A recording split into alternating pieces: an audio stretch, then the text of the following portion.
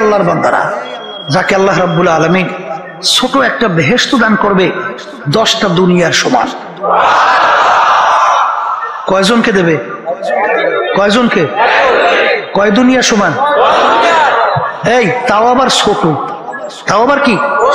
তাই এই 10 দুনিয়ার সমান ছোট বেহেশত একজনকে। তাহলে বড় বেহেশত আল্লাহ যাকে দেবে এইটা কত বড়? এখন সীমা সংখ্যা আছে? আচ্ছা গেল।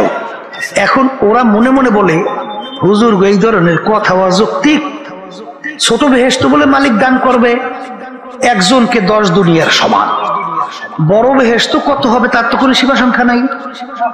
তাহলে কোটি কোটি মানুষ বেহেশতে যাবে না? তাহলে এত জায়গা মাওলায় পাই কই? কথা বোঝেন? এত জায়গা পাইবি কই? ছোট বেহেশত দেবে 10 দুনিয়ার সমান, তাও আবার একজনকে। আবার কোটি কোটি মানুষ দেবে বেহেশত, বড় বেহেশতের কোনো সীমা নাই। এত জায়গা মাওলায় পায় কোথায়? এই হইল ওদের যুক্তি। এই জন্য বলে কথা ঠিক কিনা? আল্লাহর রহমতে আপনাদের দোয়ার বরকতে বর্তমানে এই আধুনিক যুগে এই জায়গা আল্লাহর রহমতে পাওয়া গেছে। বলেন আলহামদুলিল্লাহ। বলে কেমনে পাওয়া গেছে? কিছুদিন আগে দেখছেন আমেরিকা ওই যে মহাকাশ নিয়ে রিসার্চ করে নাসা, শোনেন নাসার নাম? এই নাসা ওরা মহাকাশ নিয়ে রিসার্চ করে, রিসার্চ করতে যাইয়া কিছুদিন আগে মহাকাশের মধ্যে একটা গর্তের সন্ধান পাইছে। কি সন্ধান? গর্তটার নাম রাখছে কৃষ্ণগহ্বর, অন্ধকার কূপ। ওরা বলতেছে এই গর্তের যে মুখটা কতটুক বা কত বড় এই বিবরণ দিতে গেছে। বিবরণ দিতে যাইয়া ওই বৈজ্ঞানিকরা আবিষ্কার করার পরে বলছে, আমরা যে সূর্যটা দেখতেছি এই সূর্য নাকি দুনিয়ার থেকে 13 লক্ষ গুণ বড়। কত লক্ষ? এই একটা সূর্য দুনিয়া থেকে কত গুণ বড়? ওরা বলতেছে যে গর্তের যে মুখ কত বড়, বলে এরকম 30,000 কোটি সূর্য। বলেন বলেন, এরকম 30,000 কোটি সূর্য ওই একসঙ্গে মুখের ভিতরে ঢুকেই রাখা যায়। এই হলো গর্তের মুখ। কথা বলছে? এও আবার বলে ছোট গর্তে আসছে বলে বড় বড় গর্তে সন্ধান পাওয়া যায়। কথা বুঝাইতে পারিনি মনে হয়, পারছি? তাহলে বোঝা গেল যে এরকম দুনিয়ার থেকে 13 লক্ষ গুণ বড় হলো সূর্য, এরকম 30,000 কোটি সূর্য একসঙ্গে মুখের ভিতরে ঢুকে দেওয়া যায়। তাহলে এখন এই গর্তের মুখটা কত বড়? কথা বোঝেন? এও বলে আবার ছোট, আরো বলে সন্ধান বড় পাওয়া যায়। এখন আমার মালিক যদি ঘোষণা করতেন যাকে ছোট বেহেশত দেব 100 দুনিয়ার সমান, মালিকের জায়গার অভাব আছে? আসতে কয় আছে আছে। এখন যারা নাস্তিকের দল, বস্তুবাদীর দল, ওরা তালাশ করতে করতে ওই ধ্যান না নাম রাখছে বুদ্ধিজীবী। নাম রাখছে কি? বুদ্ধিজীবী। অর্থাৎ এখন মাথায় আর বুদ্ধি নাই। কেন? মাথায় তো লোমা সব পড়িয়ে শেষ। ধ্যান না প্রায় বুদ্ধিজীবী মাথায় চুল নেই, আর ওই উর্দু থেকে লোমা, বুঝছেন? এখন ওই মাথার লোমা মোটেও নাই, এখন মাথার বুদ্ধি নাই, এখন জিভে আইছে, এখন নাম রাখছে বুদ্ধিজীবী। কথা কন না? এই মাথায় যদি বুদ্ধি থাকতো তাহলে তো কথাবার্তার লাইন থাকতো, আর এখন জিভে আইলে তো জিভেতে কি কয়? ওর কোনো স্টেশন আছে? এই পাগলে কি কয়? কোনো স্টেশন আছে? ওর সমস্যা কোন জায়গায়? বেরেনে, কিন্তু মুখ তো ঠিক আছে ওর জিভ্বাটা, যেমন কথা কয়। এখন এই বুদ্ধিজীবী মাথা থেকে বুদ্ধি নিমেছে জিভে, এখন তো যেমন কথা কয়। এখন বলতে আছে, এই মেয়ারা, মানুষ সৃষ্টি হয়েছে কোথা থেকে তা জানেন? বানর থেকে। এই জন্য দেখবেন বর্তমানে এই যে শিক্ষা সিলেবাস চালু করছে 2023, এই শিক্ষা সিলেবাসের ভিতরে বানরের ছবি আইকা আইকা দেখাইছে বানর থেকে মানুষ। নাউজুবিল্লাহ নাউজুবিল্লাহ কন্যা। ওরাই বুদ্ধিজীবীরা তালাশ করতে করতে এখন পাইছে মানুষ হয়েছে বানর থেকে। এই বুদ্ধিজীবী বদমাইশ, এই মানুষ যদি বানর থেকে সৃষ্টি হয় তাহলে বদমাইশ উত্তর দে, বানর ডারে বানাইলে কেডা? আসতে পারে। তাহলে বানর থেকে যদি মানুষ হয় তা বানর বানাইছে কেটা কি? এরপরে বলছে কি তা জানেন? বলে বানর বলে জঙ্গলের ভিতরে লাফাইতে লাফাইতে গাছের ঘষায় ঘষায় লেজ পশম পইয়া অটোমেটিক মানুষ হয়ে গেছে। এরপরে আবার বলে ওই যে লেজ পড়িয়ে গেছে মানুষের পিছনে একটা দেখছেন ছুটির মতো আছে, বলে ওই যে লেজ পড়িয়ে গেছে ওই ছুটি রয়ে গেছে। কথা বুঝতে পারছেন?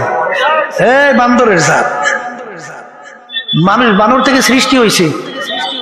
আমি বাজানদেরকে জিজ্ঞেস করি এখনো দুনিয়াতে বানর আছে না নাই? তাহলে বানর যদি লাফাইতে লাফাইতে গাছের বসায় বসায় লেজ পশম পইরা যদি মানুষ হতে পারে, এখন দুই একটা বানর লাফাইতে লাফাইতে তারা লেজ পশম পরে মানুষ হবে না কেন? কি হওয়ার কথা ছিল কিনা? এরপরে বান্দরের জাত, কোন দেশে কোন যুগে কোন জঙ্গলে কোন তারিখ, কোন বানর লাফাইতে লাফাইতে মানুষ হয়েছে তারিখ ঘোষণা কর এবং তারিখ দেখাইয়ে দেয়। পারবে? এরকম ইউনিভার্সিটিতে একটা ছেলে এই বানরের থেকে মানুষ সৃষ্টি ডারউইনের থিওরি পড়ছে, পড়েও গেছে বলে ঢাকা চিড়িয়াখানা দেখার জন্য। ঢাকা চিড়িয়াখানা, তাই চিড়িয়াখানায় অনেকে গেছেন না? এই প্রথম ঢোকার পরে বান্দরের ঘর, প্রথম ঢোকার পর কি ঘর? বানরের ঘর। এখন ও চিন্তা করে যে আমি আবার কিছুদিন পর যদি আসি, আইসে যখন দেখবো এই বানরগুলো তো সব মানুষ হয়ে যাবে। ওর চিন্তা বানর থেকে মানুষের, ও চিন্তা করছে বানরগুলো তো মানুষ হয়ে যাবে। ও আবার কয়েক বছর পর আবার গেছে চিড়িয়াখানায়, যাইয়া দেখে বান্দরের ঘরে সব বানরগুলো বানরই আছে, একটাও মানুষ হয়। ব্যাপার কি? বানরগুলো সব বানরই রইল, একটাও মানুষ হয় না। এই বান্দরের জাত, প্রায় হাজারের মতো বৈজ্ঞানিক, যে বৈজ্ঞানিকদের মধ্যে নোবেল পুরস্কার প্রাপ্ত অনেক বৈজ্ঞানিক ধারাবাহিক এর ভিতরে আছে। তারা বলছে যে এই যে ডারউইন যে থিওরি দিছে মানুষ থেকে বানর, বানর থেকে মানুষ, সম্পূর্ণ একটা অযৌক্তিক, এটা হতেই পারে না।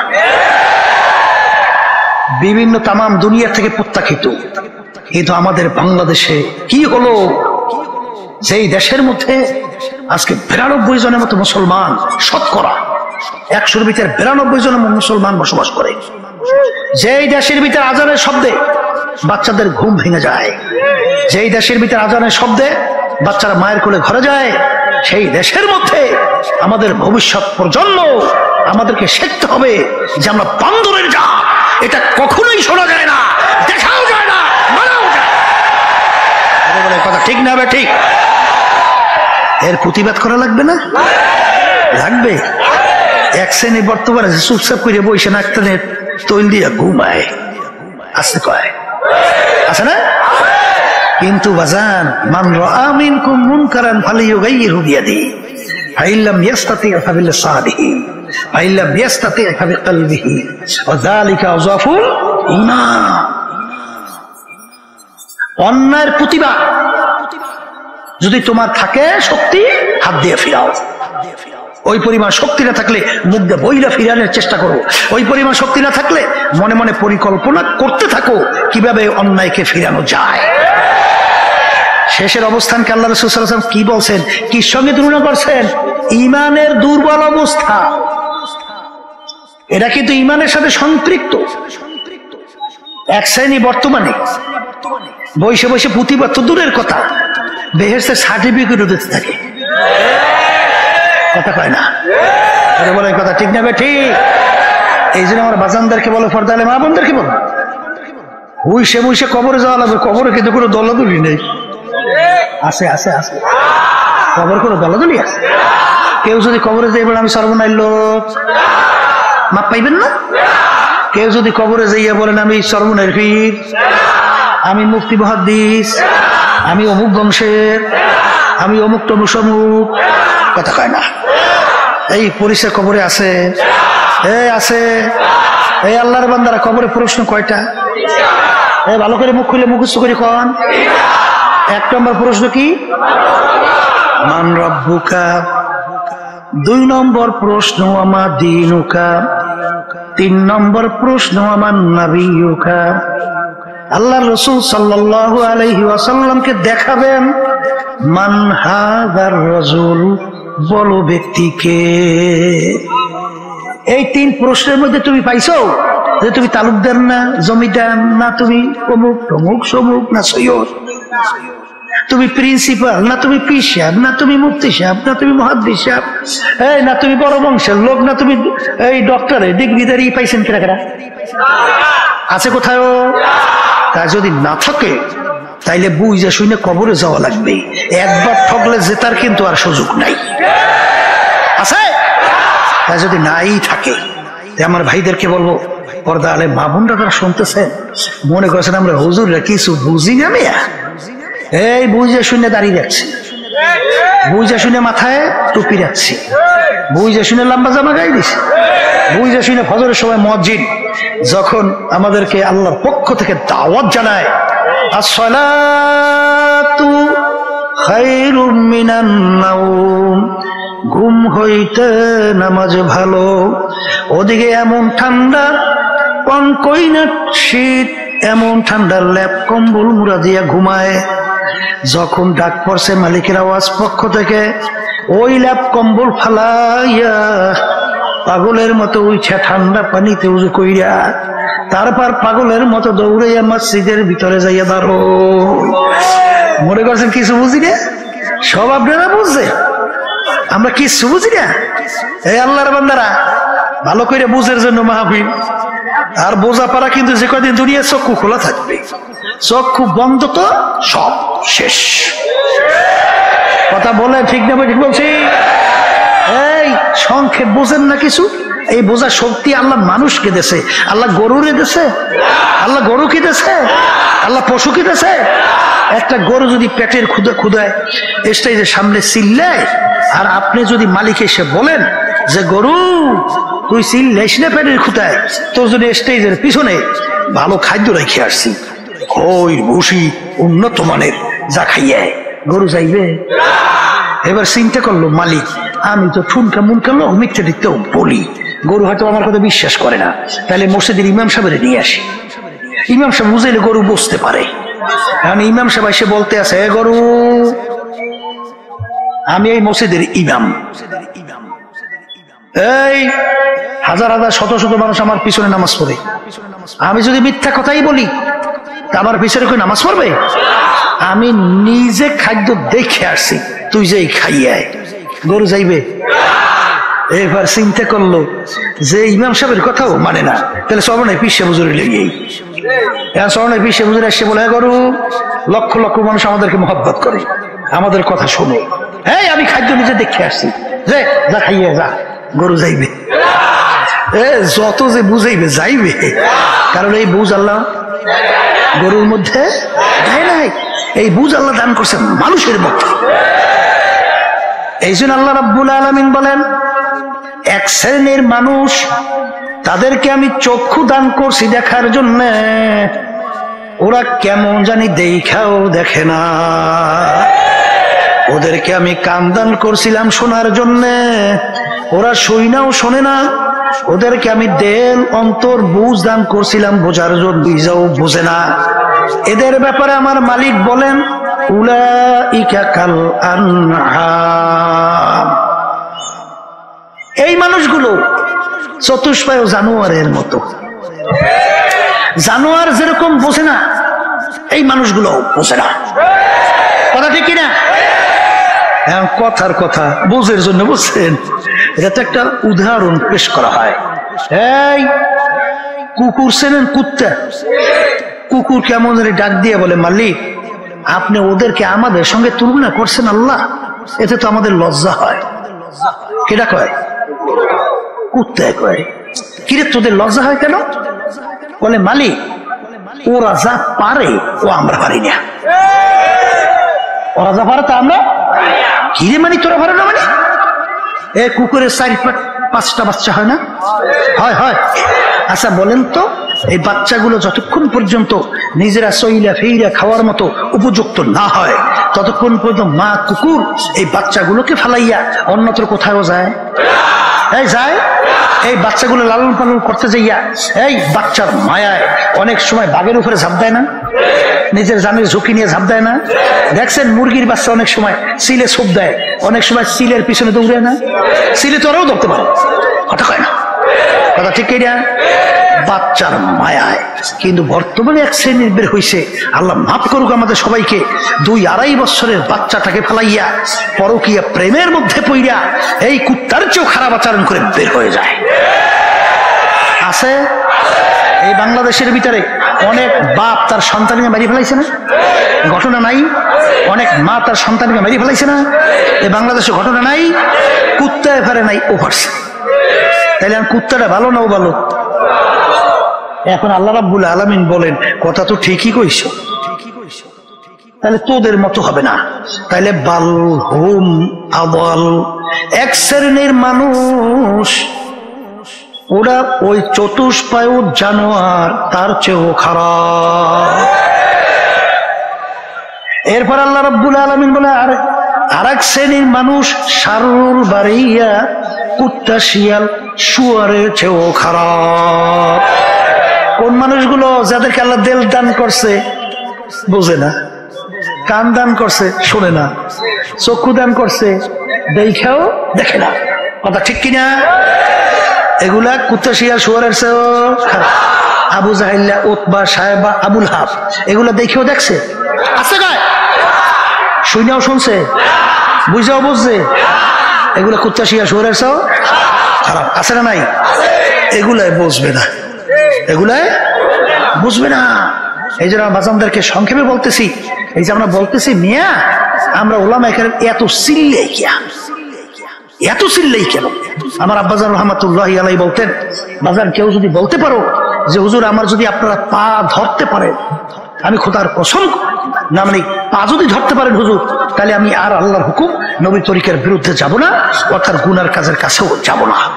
এটা যদি কেউ বলতে পারো, আমি আব্বাজান বলতেন, আমি খোদার কসম করে বলছি, আমি একবার নয়, প্রয়োজন হলে তোমাদের 100 বার পা ধরবো, তারপরও বাজান তোমরা গুনার থেকে ফিরিয়ে আসো। কথা ঠিক কিনা? কারণ কি? সংক্ষেপে বোঝেন, জানা কথা আবার বলতেছি কেন? ফাইদা তুলিয়াত আলাইহিম আয়াতিহি যাদাতহুম ঈমানা, যে আল্লাহ রাব্বুল আলামিন বলেন, জানুই না জিনিস তোমরা আবার যদি তেলাওয়াত করো, আবার আলোচনা করো, এর মাধ্যমে ঈমান বাড়িয়ে যায়। ঈমান কি বাড়ে, কমে না। ঈমান কি বাড়ে। এই আল্লাহর বান্দারা, পর্দা আলে মা বোনেরা, এই কোরআনুল কারীম নাযিল হয়েছে কার উপরে? আল্লাহ রাসূলের উপরে না? আল্লাহ রাসূল কি দুনিয়া কোনো শিক্ষা শিখিত ছিল? এই দুনিয়াতে উম্মি ছিল না? আল্লাহ রাসূল নিজে দস্তখত করতে জানতেন, সাইনও করতে জানতেন না। কলে হুজুর প্রমাণ রাখতেন কিভাবে? কলে আল্লাহ রাসূল সাল্লাল্লাহু আলাইহি ওয়াসাল্লাম তার আঙ্গুল মোবারকের ভিতরে একটা আংটি মোবারক ছিল, আংটি মোবারক দিয়ে সিল মারত। কি মারত? এই কয়েক মাস আগে এক ডক্টর আসছিল চরমনাই, আসছে ওই যে আল্লাহ রাসূল সাল্লাল্লাহু আলাইহি ওয়াসাল্লাম চিঠি লিখছিল, সেই চিঠির ভিতরে যার আংটি মোবারকের ছিল, এই সিল মারা সহ ওই চিঠিটা বান্দাই আমার জন্য হাদিয়া নিয়ে এসেছে। আমি তাকাইয়ে তাকাইয়ে দেখলাম যে কি সুন্দর আংটির সিলটা পরিয়ে দিচ্ছে। আচ্ছা, আল্লাহ রাসূল সাল্লাল্লাহু আলাইহি ওয়াসাল্লামকে আল্লাহ দুনিয়া শিক্ষায় শিক্ষিত হওয়ার সুযোগ দেয় না কেন? কেন আল্লাহ উম্মি রাখলেন?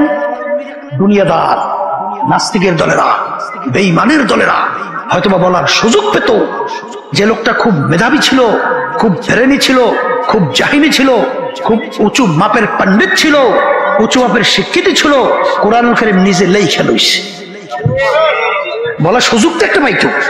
এই সুযোগ যেন না পায়, এই জন্য আল্লাহ রাব্বুল আলামিন তাকে দুনিয়ার কোন শিক্ষায় শিক্ষিত হওয়ার সুযোগও দেয় নাই। এই উম্মি আল্লাহর হাবিবের উপরে ছোট চটি বই না 30 পারা কোরআনুল কারীম নাযিল করছে। সবাই সুবহানাল্লাহ বলে। সেই কোরআনুল কারীমের শুরুতে ভূমিকায় আল্লাহ রাব্বুল আলামিন চ্যালেঞ্জ হিসেবে বলছেন, যালিকাল কিতাব লা রাইবা ফি, এই যে কিতাব দেখো, এই কিতাবের ভিতরে ভুল সন্দেহ বলতে কিছু না। সবাই বলি সুবহানাল্লাহ। এখন আমার বাজানদেরকে বলি, যারা মানুষ তারা চিন্তা করবে, দুনিয়ার কোন কিতাব বই পুস্তক বের করতে পারবেন যার কোন জায়গায় শুরুতে কোন লেখক লিখতে পারছে আমার কিতাবে বইতে ভুল নাই? বলেন। আমরা শুনিও নাই, পাইও নাই, শুনিও নাই। একটাই কিতাব দুনিয়াতে যার শুরুতে লেখা আছে ভুল নাই, সন্দেহ নাই। আমার বাজানদেরকে বলবো, আরবের কাফেররা আরবি ভাষী ছিল, তারা ভুল বের করতে পারছিল? ওদিকে লম্বা আলোচনা যাবো না, চেষ্টা কম করে নাই, পারে নাই, কথা হয় না। এরপর এই যে 1500 বছরের মধ্যে এত ইসলামের শত্রু দুনিয়া থেকে গেল, বর্তমানে অভাব নাই, কথা কয় না। কোরআনুল কারীমকে আগুন দিয়ে পোড়ায়, কথা কয় না। কোরআনুল কারীম দুনিয়া থেকে নিশ্চিহ্ন করার চিন্তা করে, পারবে? পারবে? কেন পারবে না? এই আল্লাহ রাব্বুল আলামিন বলছেন যে তোরা যত চেষ্টা করো কোরআনকে হেফাজত আমি করব। হেফাজত কে করবে? সংরক্ষণ কে করবে? আল্লাহ রাব্বুল আলামিন কোরআনুল কারীম সংরক্ষণ করবে। ওরা যত চেষ্টা করুক দুনিয়াতে কোরআনুল কারীম মিটাতে পারবে না, যদি নাই পারে।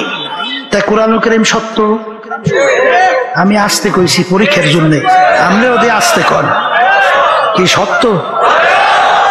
সত্য? হ্যাঁ, যদি সত্য হয় তাইলে আমার বাজানদের সাথে কথা আছে, কথা বলছে। আর যারা মিথ্যা মনে করেন এই হ্যাগুলো তার কোনো কথা নেই, কথা কন না কা। সত্য যারা মনে করেন, এই কোরআনুল কারীম থেকে আমি আপনাদের সামনে প্রথম আয়াত শরীফ তেলাওয়াত করছি, ওমা খালাকতুল জিন্না ওয়াল ইনসা ইল্লা লিয়াবুদুন। আল্লাহ রাব্বুল আলামিন বলতেছেন আমি 18,000 কম বেশি মাখলুকাত সৃষ্টি করছি। আল্লাহ 18,000 কম বেশি মাখলুক সৃষ্টি করছেন না? আল্লাহ বলতেছেন এর ভিতরে 2টা মাখলুকাত, একটা হলো মানুষ আর একটা হলো জিন। কয়টা? এই 2টা মাখলুকাত আমি সৃষ্টি করলাম কেন?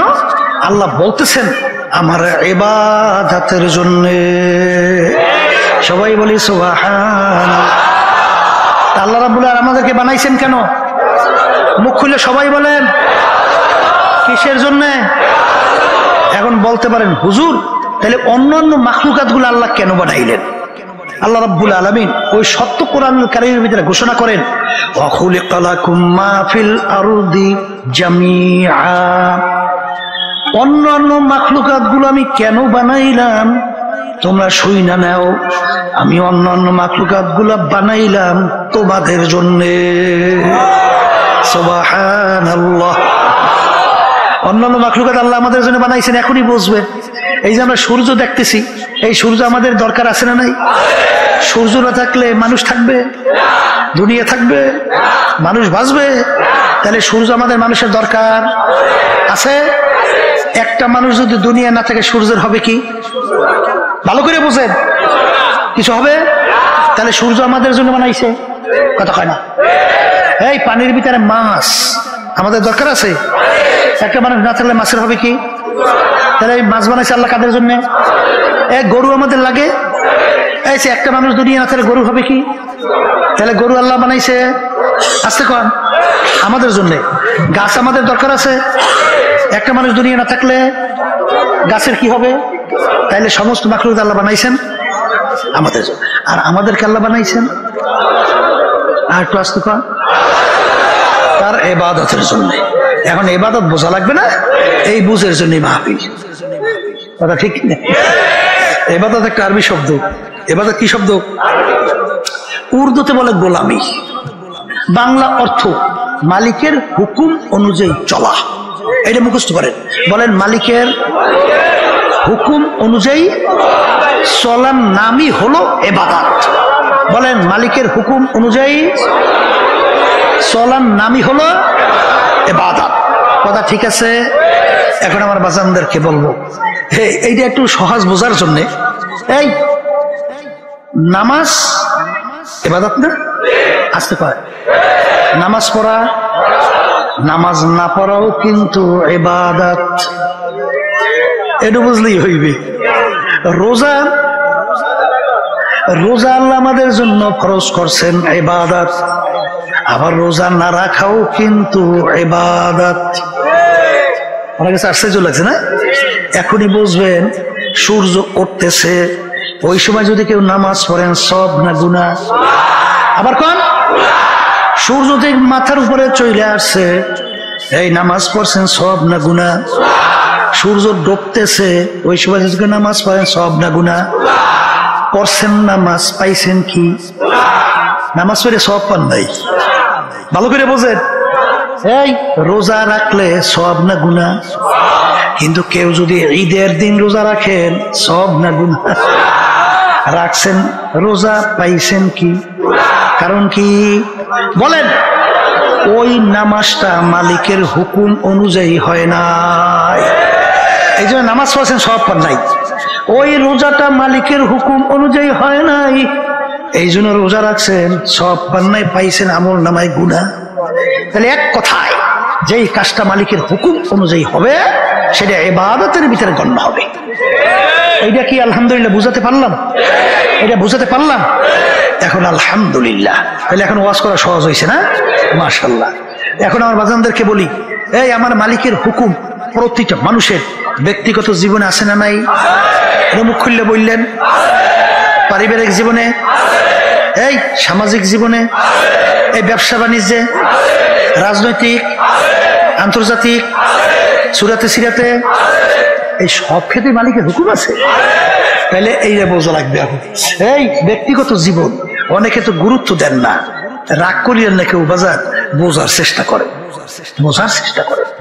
এই যে লম্বা জামা কইছি আমরা গাই দেই, এই পোশাকের ব্যাপারে মালিকের কোনো হুকুম নাই, আছে? আমার মালিক কি বলছে? লেবাসুত তাকওয়া যালিকা খায়র। আমার মালিক বলতেছেন পরহেজগারি লেবাস তোমাদের জন্য উত্তম। সবাই বলি সুবহানাল্লাহ। পরহেজগারি লেবাস কোনটা এটা বোঝা লাগবে না? হে ওয়া আরসালনাকা ইল্লা রাহমাতাল লিল আলামিন, আল্লাহর রাসূলকে আল্লাহ পাঠাইছেন শান্তির দূত হিসাবে দুনিয়াতে। কথা ঠিক কি না? আল্লাহ রাসূল সাল্লাল্লাহু আলাইহি ওয়াসাল্লাম বলেন বুইসতু মুআল্লিমা, আল্লাহ রাব্বুল আলামিন আমাকে পাঠাইছেন ওস্তাদ হিসাবে। কি হিসাবে? কি হিসাবে? এখন ওস্তাদ হইলে ছাত্র লাগে না? ছাত্র কারা বলেন? সাহাবায়ে কেরাম। বলেন কারা? এই সাহাবায়ে কেরামের সংখ্যা প্রায় 1.25 থেকে 1.5 লক্ষের কাছাকাছি। কথা বুঝেন? তাহলে সাহাবায়ে কেরামরা হইল সরাসরি আল্লাহ রাসূল সাল্লাল্লাহু আলাইহি ওয়াসাল্লামের ছাত্র। কথা ঠিক? এখন তালাশ করা লাগবে আল্লাহ রাসূল সাল্লাল্লাহু আলাইহি ওয়াসাল্লাম নিজে কোন পোশাক পরছেন এবং কোন পোশাক পরতে বলছেন। আল্লাহ রাসূল সাল্লাল্লাহু আলাইহি ওয়াসাল্লাম সাহাবায়ে কেরামদের কোন পোশাক পরাইছেন এবং কোন পোশাক পরতে বলছেন। এইটা হইল পরহেজগারি লেবাস। আস্তে কয়, কথা ঠিক কিনা? এক শ্রেণী বর্তমানে আমার বাজানরা বের হয়েছে, পোশাকের ব্যাপারে কোনো গুরুত্ব দেয় না। ঠিক না? গুরুত্ব তো দেয় না, বরঞ্চ এখন তারা আমেরিকা, লন্ডন, চীন, ভারত এবং বিভিন্ন বিজাতি এদের যে পোশাক আছে না, এই half shirt, full shirt, Hawaii shirt, full pant আছে না? আসতে কয় দেখি লম্বা জামার মধ্যে সব থাকছে নাই? কইতেছে এই দাড়ির মধ্যে ইসলাম থাকছে, এই মিয়া চুলের মধ্যে ইসলাম থাকছে, টুপির মধ্যে ইসলাম থাকছে, এই জামার মধ্যে ইসলাম থাকছে। তাহলে এই ইসলাম ঠেকছে কোন জায়গায়? তোমার বলে ইসলাম কোন জায়গায় ঠেকে না। ওই একটা প্রবাদ বাক্য আছে মেয়া, ওই যে একজনে শখ বুঝেন তো, শখ বুঝেন নাই মানে হ্যাঁ মনে একটু চাহিদা, একটা হাতের ভিতরে বাঘ অঙ্কন করবে। বাঘ কি অঙ্কন করবে? এখন বাঘ যারা অঙ্কন করে তাদের কাছে বলে ভাই আমার হাতে একটা বাঘ আঁকে দাও। এখন বাঘ আঁকতে হইলে সিদ্ধ করা লাগে, এখন বাঘের মাথা মাথা মাথা আঁকবে। যেই কয়েকটা টোকা দিয়েছে, ভাই ভাই ভাই থামেন, কি হয়েছে? কলে থামোদি ভাই কি আঁকতে আসো? কলে বাঘের মাথা। বলে ভাই বাঘটা থাকবে হাতের মধ্যে, মাথা না থাকলে কি হইবে? আর একটা আঁকো। এখন টাকা শুরু করছে, আসলেই হচ্ছে ভাই থামো দেখি। এখন হাত থাকবে, বাঘ থাকবে হাতের মধ্যে, অত বাস্তব না বেটা, ওই পেট না আঁকলে হইবে কি? এখন করতে করতে এখন আর কিচ্ছু নাই, এখন করে বাঘ আঁকো। এখন ওই আকুন নেলা বলতে আছে যেই বাঘের মাথা নাই, যেই বাঘের পেট নাই, যেই বাঘের চোখ নাই, যেই বাঘের কান নাই, যেই বাঘের লেজ নাই, এ আল্লাহর দুনিয়াতে বাঘ নাই, ও বাঘ আমি আঁকতেও জানি না। কথা কথা বুঝছো? এখন ইসলাম টুপির মধ্যে নাই, দাড়ির মধ্যে নাই, চুলের মধ্যে নাই, লাম্বা জামার মধ্যে নাই, ভাই পায়জামার মধ্যে নাই, পোশাকের মধ্যে নাই। তাই ইসলাম ঠেকছে কোন জায়গায় যাইয়ে? কথা বলছে। এই যে আমার বাজারদেরকে বলবো, এই পরহেজগারি লেবাস দরকার আছে না নাই? হুকুম আমার, কোন পীরের না আল্লাহ।